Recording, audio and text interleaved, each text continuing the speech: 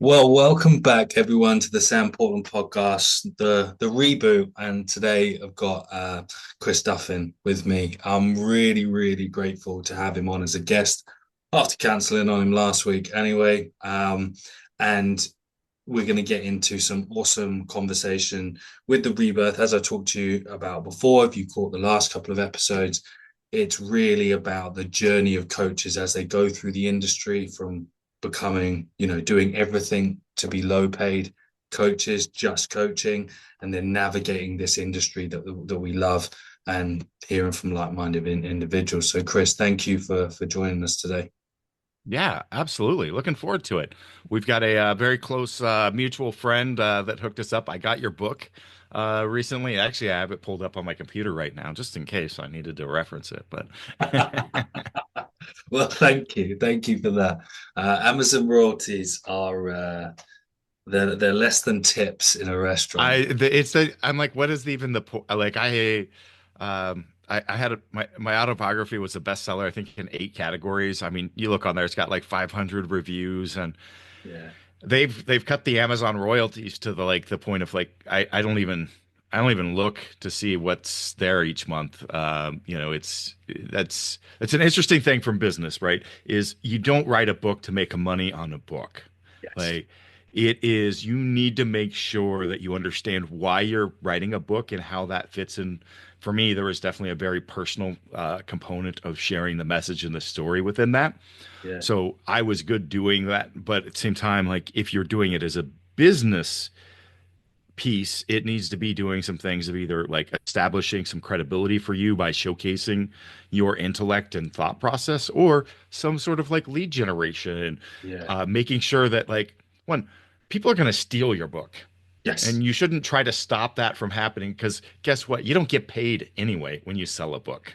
So so so just plan on it being stolen and think about that. I actually learned that lesson from Dave Tate with Elite FTS a long Yeah, time ago. Must have been like 10 years ago. He's like that, I've sold he had a really good, I think he sold like 50,000 copies or something of Under the Bar. But he's like, mm, it's like everybody's got it that hasn't paid for it. And he's like, that's fine. He's like, every third page is marketing. He's like, yes, there's something in there referencing my company. He's like, I wrote it hoping people would steal it and share it. And I'm like, that's a very valuable lesson. yeah, yeah. No, I love that. I love that. And I always said because I was downloading one of the manuals of Elite FTS on like BitTorrent in the 2010, something like that. And I remember and Yep. when people were like, have you put it on PDF yet? And I'm like, I'm gonna be the one that's gonna leak it. When I leak it, Exactly. I'm going to be the one that leaks it. Exactly. Exactly.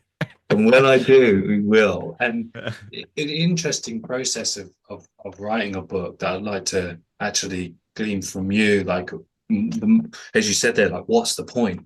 My point was for me to overcome my dyslexic stories from childhood and school, and I'll write you a book and do that. And then the other one was to write the book that's not been written yet, which is the Yeah. Yeah. sport team sport Bible. It was like the West Side Book of Methods for team sport speed. That was kind of my goal with that. And for yours, obviously a very different book. But how did you find the experience? Well, for me, it was hard to do mine because it was dealing with, you know, a life that was filled with a lot of trauma. Yeah, But it was using not a woe is me thing. Like I was very intentful with, I have messages that I want to share, yeah, and using this as a story and pathway to tell those messages.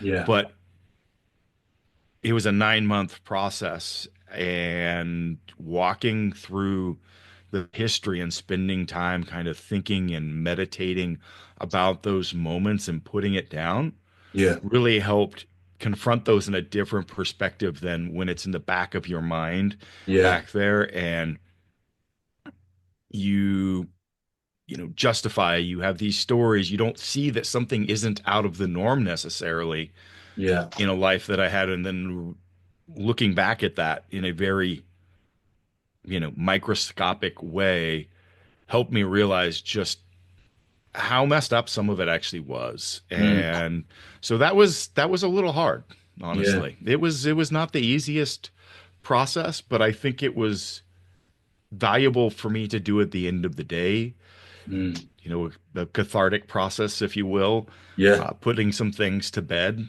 Yeah. And that was a good thing.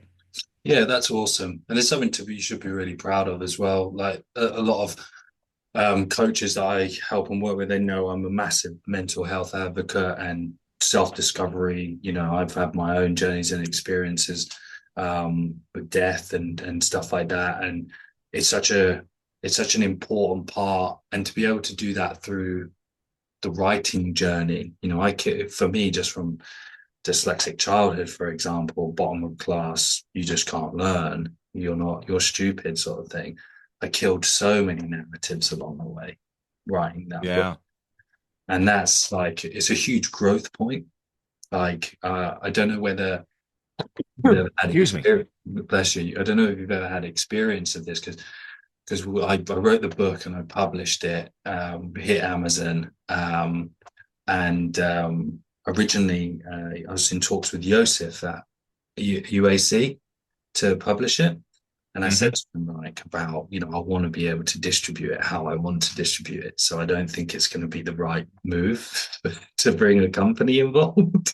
And he was great with it. But then I was with my girlfriend in Cyprus, and it took about 10 days. And I just got like really emotional at lunch. She was like, "What's wrong?" I was like, "Oh, just, just the book." And it's all just sort of coming out of me. And the following day I laughed at lunch. She was like, "Would you?" I was like, "That's just hilarious. I wrote a book and bought a house in the same year." And and I was like, and now we're in Cyprus. And it was just this whole um like overcoming sense, and you must Yeah. Yeah. experience, like, the delay knock-on effects of all those things. Yeah. Yeah. Once you get that first like hard copy of your book, that is a cool day. Yeah. That is a cool day. Yeah. Yeah. Because mine lived on a Google Doc for like a year and a half. And there's just something different when that first box of a few show up and you've got it in your hand. You're like, oh wow, yeah, Yeah. I did something real. Like this is cool. Yeah. And they make you pay for author's copies, don't they? Of course. I was like, what? And so that kind of really sort of segues. I want to talk loads about training with you. But like from that mindset perspective, and then taking on the endeavors that I told you before, I use some of your supplements, I think they're great. Like that mindset to have an idea, take on that experience with it, and just execute. Can you talk me through how, like, some of those thought processes you have, the philosophies around it? Because that's, it's pretty impressive to be able to do that. So yeah, for I guess your audience, a little bit of history on myself and the might be good. So I actually came out of a different industry. Hmm. I came from, well, the corporate world, I guess, but engineering background, and I was doing so almost 20 years. I was in the industrial world, and the last 10 years doing turnarounds on companies in aerospace, automotive, high tech, uh, dual engineer, and an MBA, and just kind of that's what I was as a turnaround expert. But I was an athlete, and there's it's a little bit tangential, but let's talk. Let me. I'm gonna Go with it. go Go somewhere with it. for a minute. So I was going to talk about, I'd already instilled this perspective of if you're going to do something, I want to do it at, a world class level. Like that's what I did with companies. Yeah. And so I took that mentality into the training performance world when I took that leap. And that's how I essentially built, well, three different companies. One of those be penetrated sports performance faster than any other company in history. So within a couple years, I was working with every single Major League Baseball team as a customer, 80% of the NBA, 70% of the NFL, every major college that you could think of in the United States. And that's no exaggeration because I had about 800 collegiate customers, all the top performance, you know, training centers, rehab facilities. So I just I don't say that as braggy, but to just, Yeah. well, maybe I do, but Do it. to articulate the point of like, I'm not exaggerating when I make that statement, right? Yeah. And a lot of people were, where'd this guy come from? Why, how did this guy that was, because I was known as an athlete, like, how'd this meathead just all of a sudden just like jump in and start doing all this stuff? Why is he a specialist on metallurgy? Why is he? And so they didn't have the history of my background. Yeah. And so I was delivering world-class results in that arena. But why did I make that shift? Mm. And for me, and I think this is really important from a business ownership standpoint, is understanding your values and how your values tie to your skill and how your values interact with the world. Yeah. So I knew like the big enjoyment that I got with the work that I did was in coaching and mentoring people. Yeah. It was getting people to accomplish more than they thought they were capable of themselves and Yeah. seeing that permeate their lives as a whole. And the side effect of that is that would create amazing teams that would then turn around the companies. I didn't do it; the people did it, right? Yeah. Uh, so, so I knew that, and I was an athlete, and that is why I took those shifts. But the bigger thing is, what is the impact that you can have, Mm. right? And it's not just the impact, like what should your impact be? Because, business as a coach is in this industry, in any industry, I think that business is the greatest form of art in the world today because it is your opportunity to like see your vision of the future Yeah. and bring that into the current and express your values in your work and how it changes the world in the future. And that could be through community, culture, products, it doesn't matter. But you have the ability to create and paint that expression in the world today. And that's really, really cool. And I just want to instill that with people when they're thinking about this from a business aspect is like, what am I trying to do? Not how am I trying to make money? But Yes. that's a very short term thing, and your motivation will run short. And anyone listening to this that's been in the business side of it for a while will know that you need a little bit more meat on the bones of your goals to keep you going long terms if you're going to do big things. It's got to be a lot more than, hey, how can I fill the coffers of the bank account, right? Yeah. Because the best way to do that might be to just go to work for someone else, honestly, at the end of the day. Yeah. So, so, so always temper that. Like a good friend of mine, a really successful entrepreneur, him and his wife, and now he consults a lot of the big 500 company executives. People would come to him for advice, and I loved his advice because people would come like, "Hey, should I start my own business?" And his answer was no. And the response would be, what? Because people are expecting you to sit there and confirm it. And he would just be Yeah. adamantly, no, you shouldn't start a business. This is a bad move. Yeah. And his thought process around giving that answer is if they can't overcome me saying they shouldn't do it, that hurdle, if they need me to confirm that and motivate them, they're not cut out for this. No. So the best thing I can do for them is actually just tell them, no, Yeah. I don't believe you can pull that off. That And first I'm like, test. man, that is so right. Right? Nobody wants to be that person that says no and be known as that person. But at the end of the day, I'm like, his point was pretty valid, right? Because you Yeah. got to be really connected to your values and what you want to do if you're going to be able to work through and push through all the hardship and things that are ahead of you. Got to deal with the anxiety.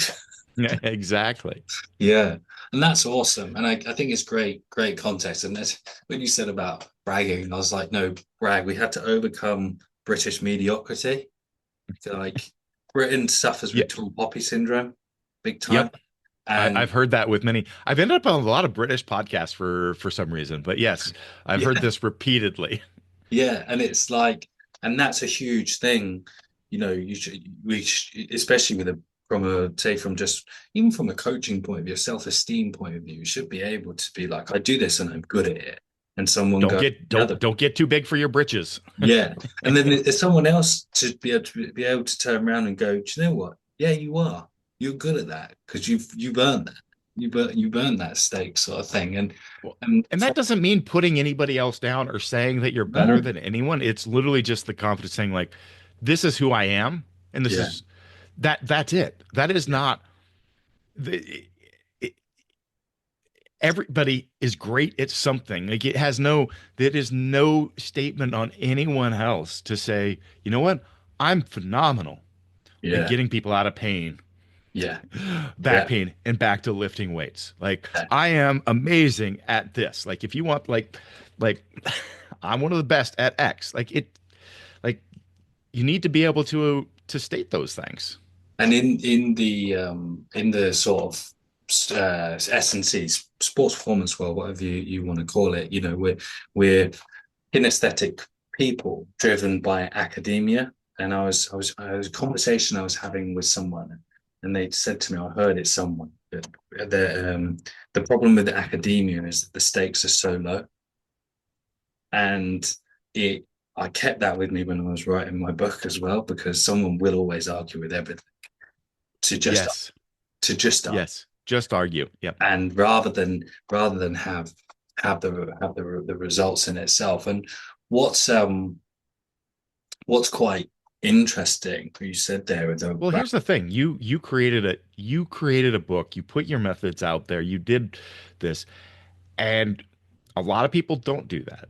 mm, And they have envy. They have whether they feel it or not around you doing that, and can take those type of people can take your work as a personal insult to themselves and yeah, just be contrarian because of their hurt feelings because of what you did when it had nothing to do with them whatsoever. It's yeah, really wild. But yeah, you did, you did something that a lot of people would fear to do, to put that out there because you are going to get criticized. mm, And that's just a straight fact by putting a methodology, putting something out there and stamping your name to that. You know that people are going to come around and say that's not said right. It could be different. It's wrong here. And a lot of people want to avoid that type of criticism, and it's much easier to sit in the background and yeah, be contrarian and be a know-it-all and cast these stones, you know, and that's a really great place for a lot of people to sit so that they can still feel superior yeah, because they didn't put something out there that they can be criticized in that fashion. yeah. No, I appreciate you saying that. Thank you. And you must have, that comes from experience. And so when you start, 800 collegiate customers, NBA, uh, MLB, things must have started coming thick and fast your way as well. Hey there, podcast listeners. If you are serious about improving your athlete's sports speed and performance, I've got something game changing for you right now.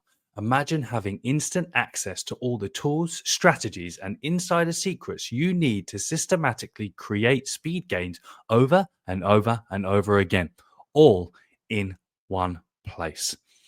I get it. Trust me.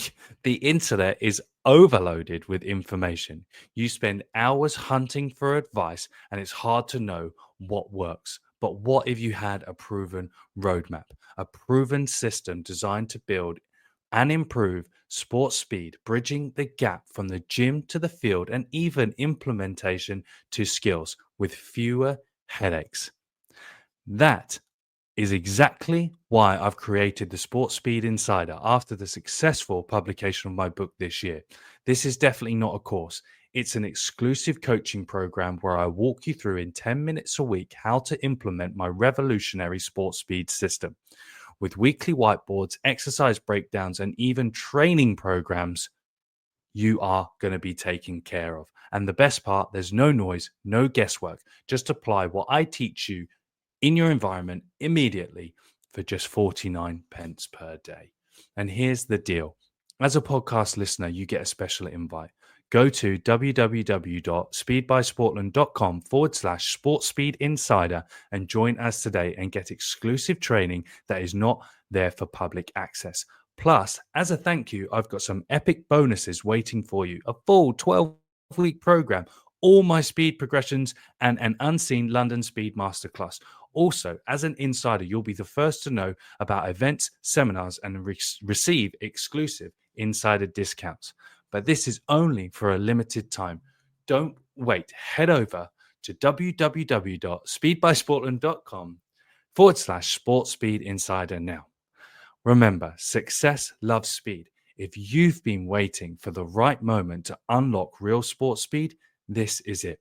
Let's make it happen together in the Sports Speed Insider for just 49 pence per day, and I will see you on the inside.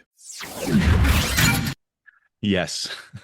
So they have a few times between social media and my lifting, and that is something that took a long time to really learn to deal with. Mm-hmm. The attacks, the comments, the things that, and sometimes it's not an attack, it's just a question, but if you don't learn how people interact and how they manage themselves online, that can be, you can take it really personally. And so that can be a challenge thing if you care.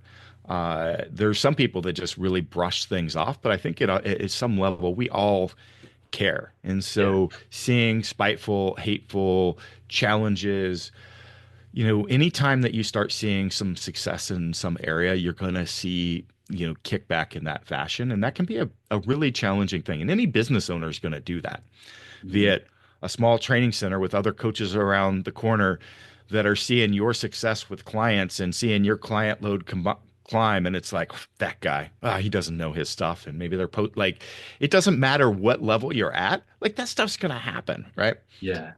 And just learning that anything that you see is not really about you at the end of the day. And if you see something, it's just an opportunity for you to communicate with everyone else that is out there. So any response that you make in this public forum that we have today is not a communication with them, it's with everyone else. And so maybe they asked a question that challenges what you've said, and it was done so in a really sarcastic, negative, demeaning manner. Respond to it as not, because that's a great opportunity for you to educate around that point. And this is really hard, and this is something that took me a long time to really come to terms with as a person, because I'm a big teddy bear. I'm very sensitive and I got all the feels, That's cool. That's important, but you care, and that's the bottom line. And for a lot of coaches, you've had a different pathway into this sort of area of work, but we all end up doing it because we really give a shit. Otherwise, we'd be doing something else. We care about the people we work with. We care about our own self-reflection in there. In pro sport, when I first started working in professional rugby, I fast realized that every one of my colleagues gave up their own athletic identity to put it through other people. And I was lucky I didn't. I still managed to play. In the UK, you get paid to be like a semi-professional athlete as well, which is great. So nice. I played rugby for a long time alongside working. So, but I always found that to be really interesting, that the way that then the psychology adjusts to the job in itself. And then you've got to get another job. So I had 3 jobs whilst I was working at the top level of the game. And you're thinking, well, this isn't right. This isn't right. And I think that's something we can we'll come back to that later, but because I want to focus on like as bad as this sounds, I want to focus on how your brain works in terms of coming from the engineering, coming from the way that this part thinks. How do we turn the cogs to create equipment and build this stuff that's fucking Okay. epic, I basically? realized I never really answered your very first question. It doesn't matter. So, It doesn't matter.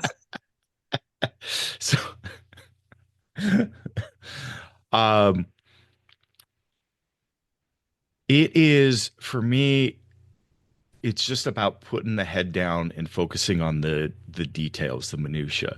It's Yeah. so easy to get caught up on this grand vision of what you want to do and like how much it can be almost overwhelming when Yeah. you think about everything that you need to do. And so that's where, that vision comes into place, that those values and understanding that. But what you got to do is you just got to put your head down and not focus on it and make sure you're taking steps every day in the direction that you want to go. Mm. And sometimes those directions may not seem like they're moving at all. So Yeah. for example, I created the first version of the Transformer bar, which is the most advanced barbell in the world for improving human biomechanics. This one is specific to squat patterns. And my goal was to reinvent the gym from front to back to create a way to accommodate the variability of humans. We have Yeah. different lever links, we have all these different, but at the end of the day, with either coaching or implements, we should all be able to go through these basic loaded movement patterns. And we're all getting shoved through the same box. You all got to fit this way. It's like, Yeah. well, yeah, everybody should be able to back squat. Well, yeah, everybody should be able to squat through, Yes. but to have a center of mass in a very specific spot, that becomes that's not actually how we're all designed to have a Yeah. barbell at one spot, right? So so for me, it's about just focusing on the steps. Am I working towards this? And so the first few iterations of that bar, like it didn't move. It didn't like people didn't understand it. But Yeah. I kept pushing down that path until one day I realized it was just the verbiage I was using. I was at the College Strength and Conditioning uh, annual get together, the CSCCA annual convention, and there was a bunch of coaches, and I just started talking about it different at the booth. I was sitting there talking. I'm like, well, like when you have a kettlebell and you stick it in front of you like a goblet squat, all of a sudden your your rib cage aligns with your pelvic floor, Yeah. right? And then you get the co-contraction of all the muscles that happen. And all this happens without you've got a little rigidity in the lats. All this happens with no coaching, right? I'm like, and all of a sudden, all these face people start looking at me all around the booth. Everybody's kind of, and I'm like, all right, I just got to sit here and use this as I'm dealing with people walking through, play with different language to Yeah. start figuring out how to articulate this. And then, boom, within 6 months, the bar started going everywhere, right? Uh, but I didn't take the lack of movement, for 2.5 years on that bar. I knew what I wanted to do, and it was a matter of figuring it out instead of just giving it up and going to the next fancy shiny object, the next thing that caught my fancy. And that can be really hard from a business strategy to wherever. So right now, like I'm super excited. I'm working on a project with Coach Alex Miller.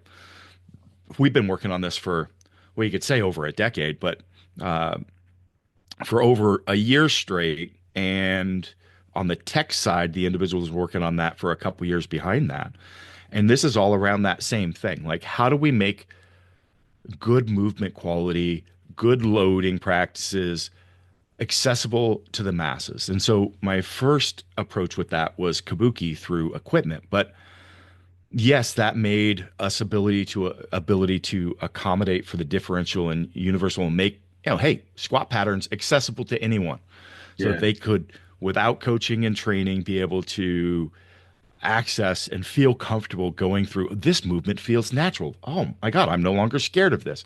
Well, the problem is though, you got to spend $5,000 worth of a, my barbells, or was Yeah. my barbells. I'm no longer, I've exited that business, but to do that. And so now what we're using is this interface with technology. So the rapid increase in tech today, that fact that we've got a supercomputer essentially, Yeah. not considered a supercomputer anymore, but this would have been not too long ago, along with these amazing cameras with a high level of pixels and AI on a cloud just a second away, to be able to take and actually provide people the right loading, the right mechanics, the right feedback on form and strength and weaknesses, make that super accessible to Yeah. people. Yeah. And so I'll talk about that for a minute because it's still the same vision and goal of like getting strength training, like real strength training, the thing that is going to deliver the highest level of impact in your life Mm. for quality of life and longevity. And I'm not overspeaking. Actually, I would have thought I was not too long ago because I go, hey, sleep and nutrition are more important. And more recent research is actually showing that uh, if you don't train and you sleep 9 hours a night, you're going to have a lesser quality of life and lesser longevity than somebody that shortchanges their sleep a little bit and gets some training in. I don't recommend shortchanging your sleep by any means, Mm. but I think that you should both train and focus on sleep. But when we look at a prioritization, what has the largest impact? Yeah. Training will overcome deficits in diet. Yes. Good diet does not overcome the fact that you're not moving your body and using these essential organs, this pathway to better mitochondrial health and function, like that.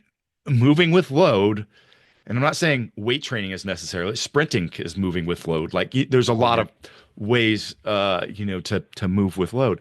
Make this accessible to everyone. And Yeah. so what we've done is a lot of the things come down to, if I was improving movement capacity, I was improving the ability for someone to be able to tolerate more frequency of load, more volume, more Yeah. intensity, right? Yeah. But load management can do that as well, Yeah. right? So improving load management. So we're it's all the same thing, but I'm taking the concepts that we used around coaching over the last 10 years. And Alex was huge in doing all the education for our coaching and the research on the sports physiology behind it, but then tying that to tech. So for several years, this company called TrueRep was developing, with that level of pixel capability, lab grade measurements of velocity with your phone. And now Nice. we've taken it down to where we identify on the plate and Yeah. can measure the velocity and then feed that into your stress index and Yeah. actually the Nice. change in rate of acceleration, whether we're getting compensatory patterns kicking in, the earliest feedback before we start getting hypoxic conditions in muscles. Yeah. And then all this feeds into a training program that then modulates based on all these adaptive modulators, providing you fine-tuned coaching, managing the stress index. So I don't have to necessarily focus as much on improving those mechanics, although we're using AI pose estimation to Yeah. give you feedback on your mechanics and assess whether you've got movement deficits that we would address in your prep plan for the next training workout, or modifying the exercises so we can develop strengths that you need to. Yeah. That's Long sick. project. We haven't, we're hoping to go to market by the end of this year. Sorry for a tangent, but it No, ties mate. into the concept, right? Yeah. And you can see there why vision is so important Yep. because you then you it's like optimizing, any optimizing a lift in competition or optimizing rugby performance or football performance. If that's where your higher value is in, Yep. then the way that that's created is incredibly variable. It can be. It can change Yep. with change. So let me tell you a story about how my mind works. That's kind of Yeah, funny. let's go. First time I met Dr. Stu McGill, Yeah, leading spine biomechanist. I think there's a lot of people that have issue with his approach these days, but I think a lot of people actually don't understand what he's saying or have actually gone through the materials or worked with him directly. yeah, But that aside, I met him. Then we were out for dinner in downtown Portland when downtown Portland was a beautiful place. And we're talking about it. And then I was talking about somehow we got in a conversation around vehicles. And he's got this Jeep that he wanted to lift and do some work with. And so we're talking about it. And then I start showing him, pictures of like the things that I build because his degree is actually engineering, by the way. A lot of people don't realize that. Wow. He's an engineer. That's his actual background. And I am as well. And so after dinner, he's like, I want to go see your rig. I've got this big diesel Dodge that's lifted. I designed, I stripped the suspension off with a plasma torch and designed my own suspension, my own steering. And so I'm laying there in the street. Stu drops down on the ground and rolls under my vehicle. So I roll under with him. And we're both sitting there looking at it. And Stu is like, this is exactly it. He's like, you're fine tuning the balance of mobility with stability. The more increases that you have in mobility, the more you have to have in stability. And this is the exact same thing that we're doing in humans. If you want to see the extremes of performance, it's about getting into the minutia of detail in fine tuning that balance and chasing those extremes. And so when I talk about putting my head down, doing the work, focusing on the long term, focusing on vision, but it's also just dissecting these things down and spending a depth of time understanding the details of the minutia, and then how does that fit the bigger picture? Yeah, that's awesome. And that's mastery. That's, and that's a great insight. And if you can look across, you know, the way that you talked about the next project coming up, and then obviously the first barbell, that's evident in there Yeah, because it's almost like staying in that pocket yeah, and not letting yourself deviate too much away from it. What's yeah. it? The I'm rule of over 15 years into this on this side of like, I started lifting weights in 1988 and started powerlifting in 2000. But I started down the path of developmental kinesiology, neurology, continuing ed development in the clinical perspective around 2010. yeah, And that's where I started getting these exposure to these clinical concepts that I knew had a relation to like my own personal injuries. And I would try to, and so I started going to course after course after course, and then spending years like wrapping that through my mind and trying to figure out how does that actually take place in the world I live in, like going in the weight room and lifting weights, and then how to create that as an education and start. And so if you go on my YouTube, you'll find videos dating back 15 years ago on these concepts as it continued to evolve. mm, But that is where I started, like I said, dissecting those details, but understanding how that fits in this raw, real world of, hey, I got to drive a truck that I want to go over the mountain and, hang yeah, tight going on the curves, but then going to go off road. And so, same thing. This is what I want to do with my body. I want to lift 1,000 pounds, but I don't want to, I've had back issues, disc issues, and how do I overcome that? And how do I take this really dry clinical text and course after course and course and actually like how do I coach that person that's deadlifting right now yeah, that's in pain how to get out of pain like right now? mm, And that is where these methodologies started coming out of, and then that is what ended up developing into the movement system approach, which really evolved from 2015 to 2022. We were doing courses around the globe. They were going on constantly. The movement system still available, by the way. Go to chrisduffin.com, click on the coaching education tab, and you can. I've got a bunch of stuff posted for free. The community forum, articles, videos, but I've got a video library of 1,800 videos and about 350 hours worth of courses and curriculum.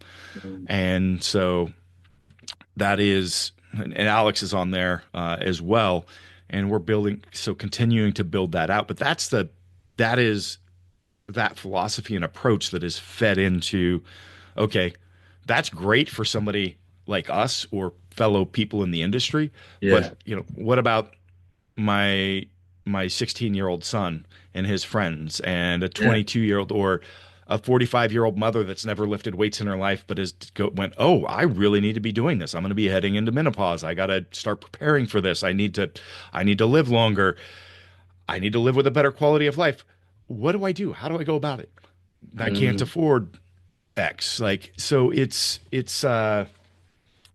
yeah. I think I'm getting a little too No, ranty kind of path here, you're but good, man. yeah, I can relate to it so much because where I am in the course of my journey is now like I'm faced with the problems. Like so many people want to learn how to run fast, but so many people don't actually know how fast they can run. So I got to stay in that pocket till I can get into yeah, the next pocket, yep, and then the next pocket, and then maybe I'm in a completely different set of trousers. yep. You know, and for there's a ton of experience that we can really pull on there. And if you think of like a lot of if I was to think about why would a coach want to listen to this conversation, it's about unlocking the next part of their journey. Yep. It's about unlocking the next phase of their development. And sometimes you don't know what that is. So when I talk about vision, I Yeah, didn't have this planned 15 years ago where I would be. I didn't have it planned. Like these were evolutions based on what my focus, like how deep my passion was around these subjects. yeah, I chased them because I knew in my soul that this was the path to chase. And then in 2015, I was like, based on my what I had learned on movement, I was like, have to create these products. So I walked away from the career in 2015 to found my first company, which was then followed by. So I was started during around 2012, started educating on foot mechanics, yeah, and then I was working with some different companies around education. Was supposed to do the U.S. based education for a company out of England that fell through. And so I'm like, well, I just gonna start a shoe company because none of the shoe companies are doing it right, right?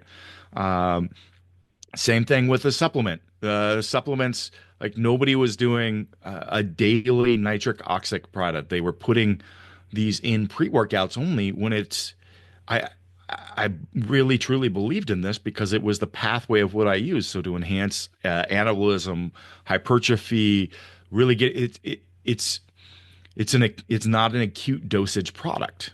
It's a chronic dosing product. You need to take it for like 21 days, 3 weeks to start seeing those effects at full impact and then do that. And then you're going to have great tissue quality.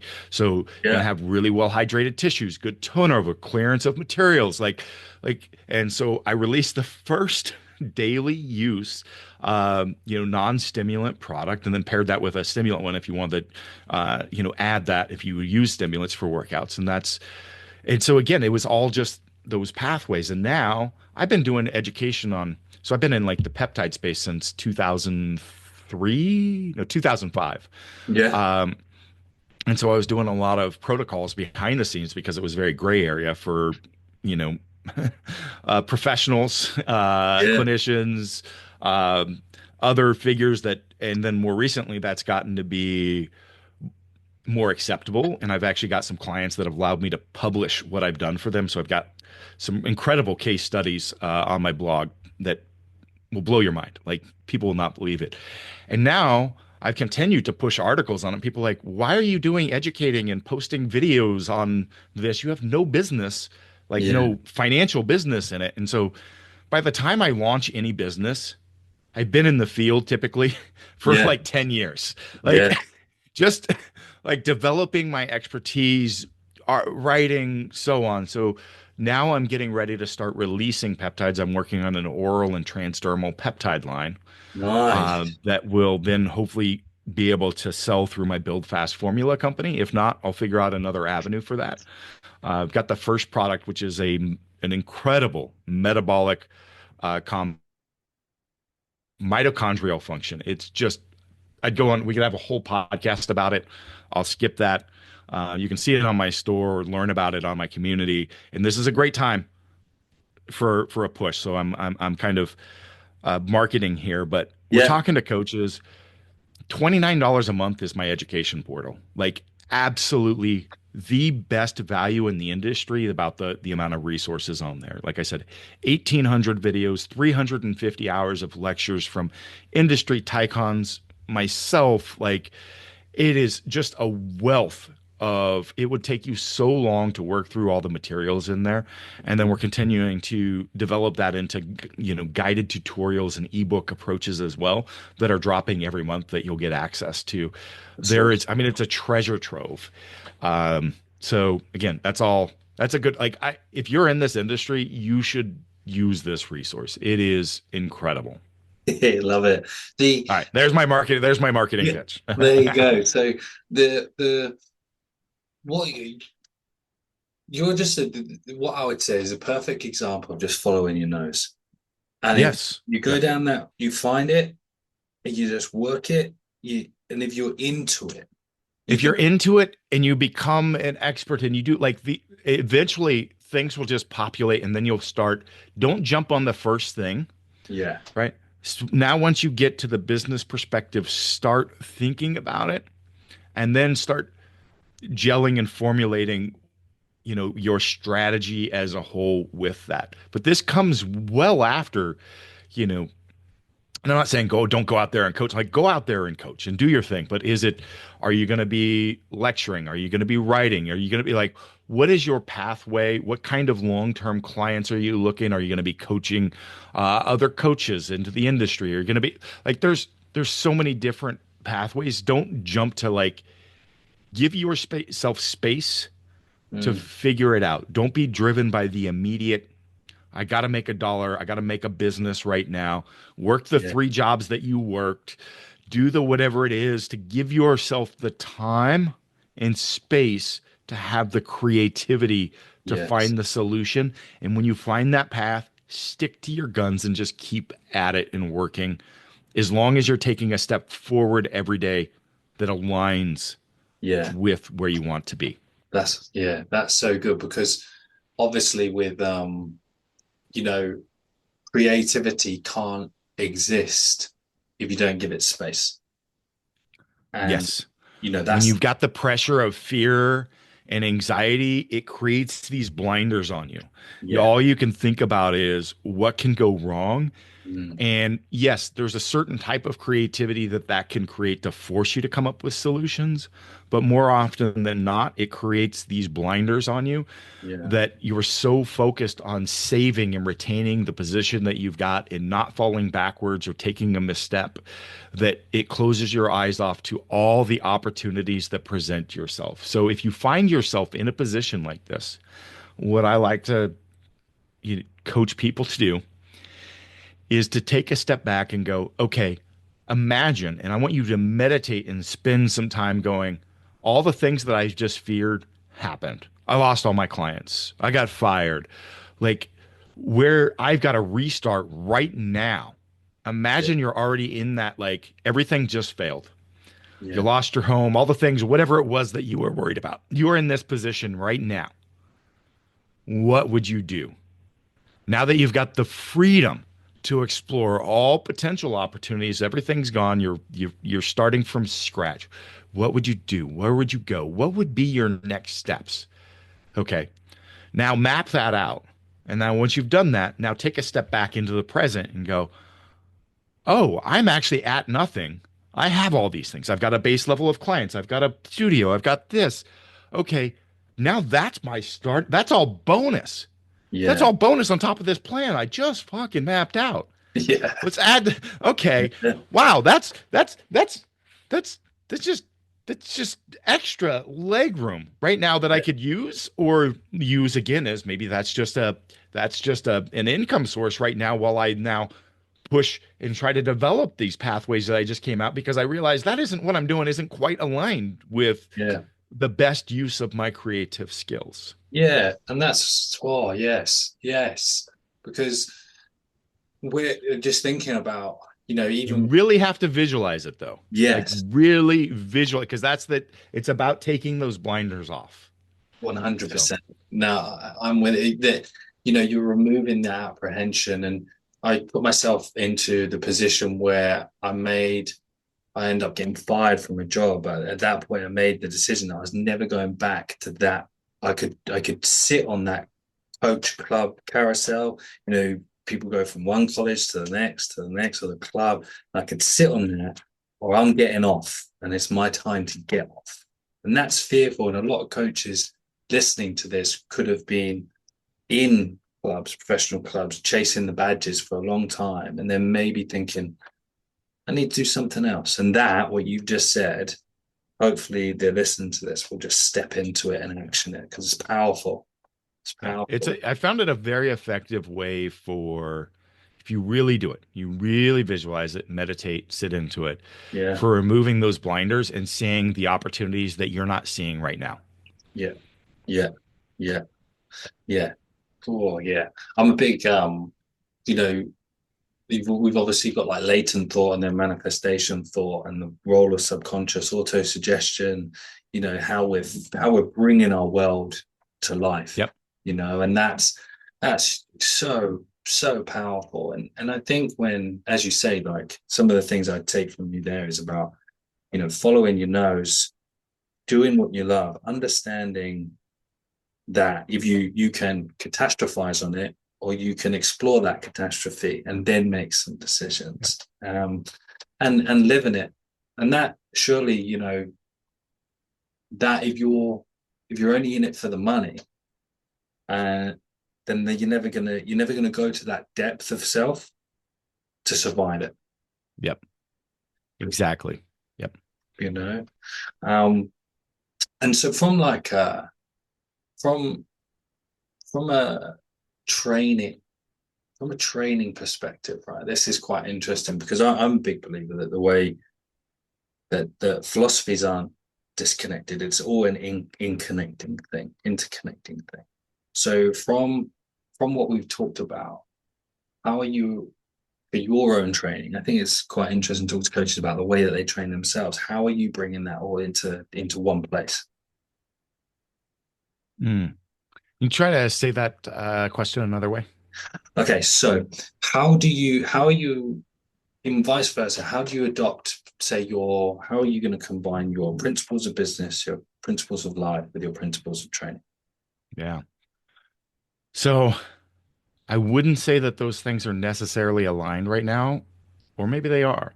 So it's changed over time. So when I chased my 1,000 pound squat and my 1,000 pound deadlift, it was to live out the principles that I teach, to be able to show the ability to control and manage spinal position to the extremes, and that I wasn't a specialist, thus doing it these two things instead of showing, hey, I'm just a deadlift specialist or a squat specialist. Yeah, And understand I did that, after having lived the experiences of back pain so bad I, had to learn to walk again, that yeah, I yeah. could unable to move any part of my body, that my pregnant wife was holding a Tupperware container while I laid to the side and peed in it in bed, like I've been able to That overcome, is like, love. and show That is people and be love. able to tell people like your issue is overcomable.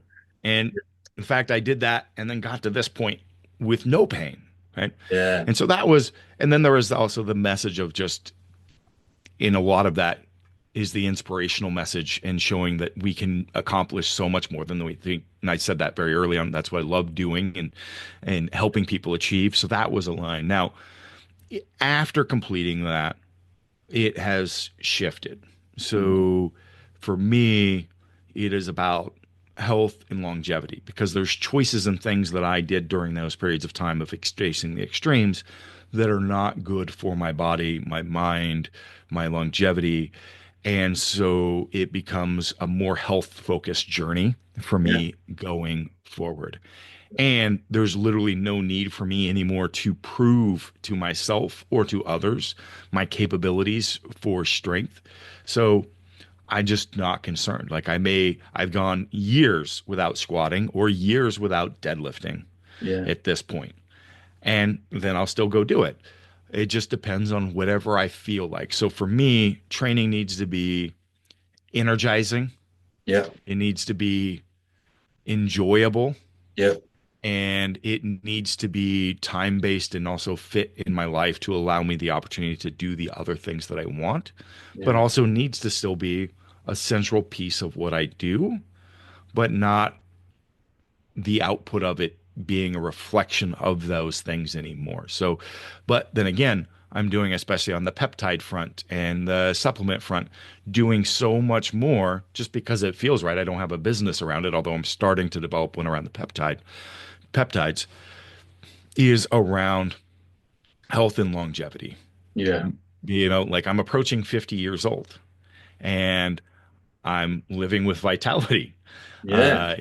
I'm engaged with my family. I'm engaged with my business and work. But I look good. I feel good, and I think I represent what someone would want to be at my age.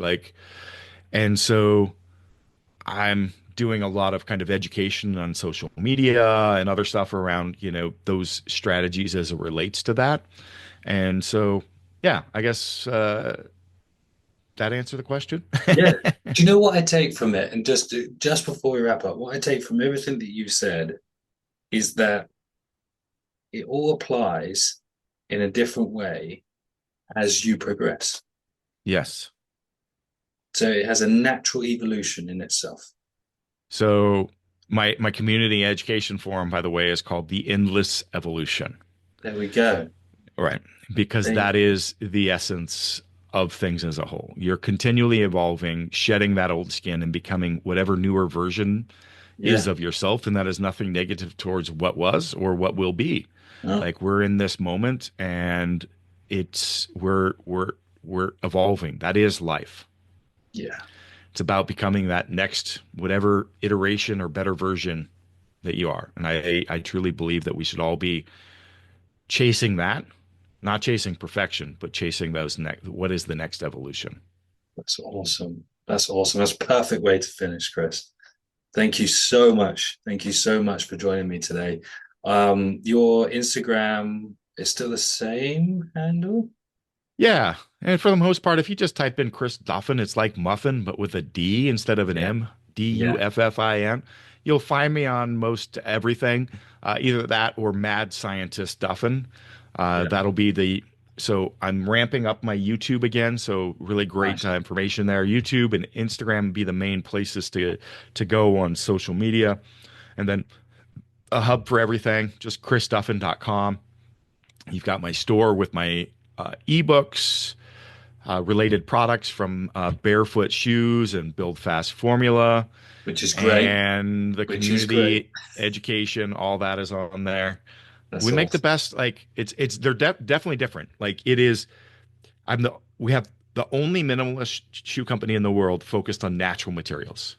Yeah, Right. that's sick. It's leather, suede, canvas, uh, but they're amazing materials. The synthetics, no microplastics, no whatever, just natural materials are amazing for shoes. And so we've got the widest toe box in the industry, the best shear gripping force. We've got boots now. They're freaking Wow. phenomenal. And guess what? They look good, unlike a lot of the other minimalist shoes out there. You can still get laid when you wear our shoes. And I have told you, no filters. create lots of shear force with that as well. That's awesome. That's uh, awesome.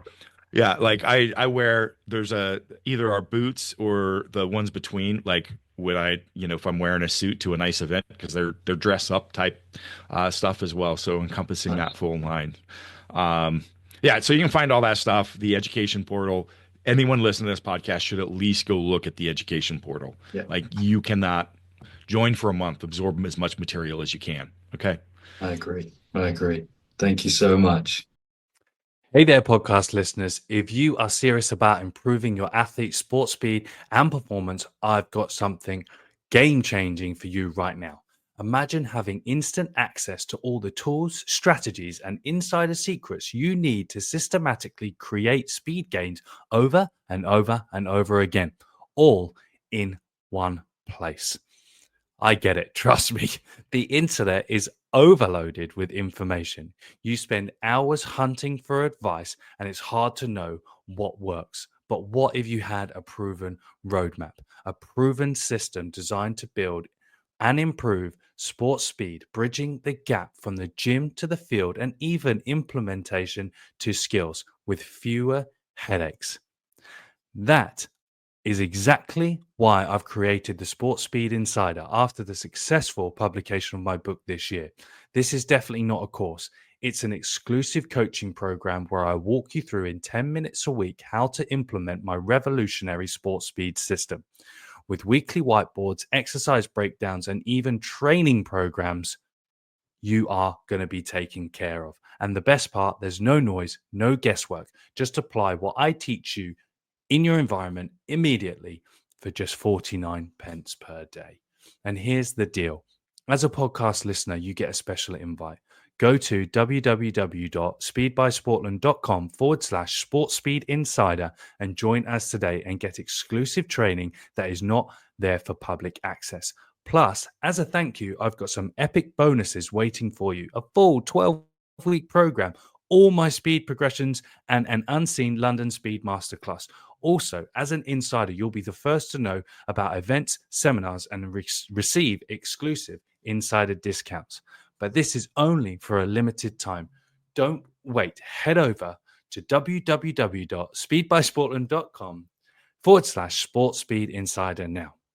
Remember, success loves speed. If you've been waiting for the right moment to unlock real sports speed, this is it.